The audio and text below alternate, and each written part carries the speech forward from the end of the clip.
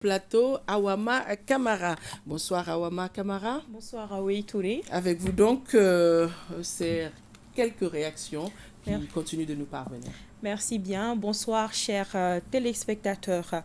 Le président du Conseil national de transition, les membres du bureau et de la conférence des présidents ainsi que l'ensemble des membres du Conseil national de transition ont suivi avec un intérêt particulier les travaux de la 61e session ordinaire de la conférence des chefs d'État et de gouvernement de la CEDEAO tenue à Accra au Ghana le 3 juillet 2022.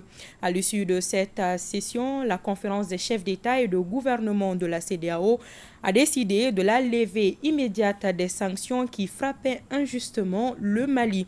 Le Conseil national de transition, en prenant acte de la levée des dites sanctions, salue la résilience de notre peuple qui, 7 mois durant, a fait preuve d'un sens élevé de patriotisme.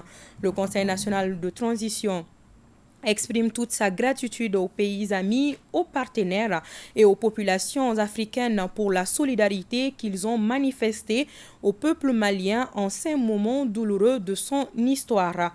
Le Conseil national de transition remercie tous ceux qui, de près ou de loin, ont contribué à la levée de ces sanctions prises contre notre pays. Le Conseil national de transition félicite le gouvernement de la transition pour l'efficacité du plan de riposte adopté contre les sanctions et lui demande de tout mettre en œuvre pour le retour rapide à l'ordre constitutionnel conformément au chronogramme fixé. Le Conseil national de transition tient également en ces moments historiques que traverse la nation malienne à saluer le leadership et la clairvoyance du président de la transition, chef de l'État, le colonel Assimi Goïta, pour sa gestion de cette crise.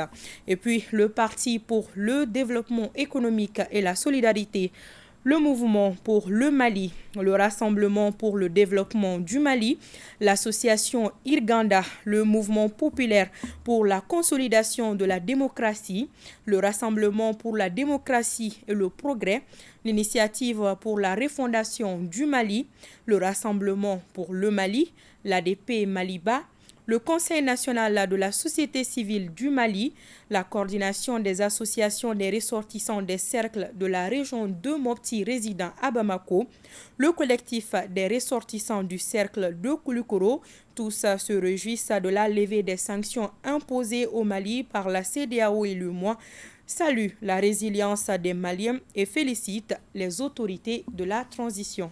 Voilà, oui, Touré, l'essentiel qu'on pouvait retenir de ces communiqués. Merci Awama Kamara. Le ministre des Maliens établi à l'extérieur et de l'intégration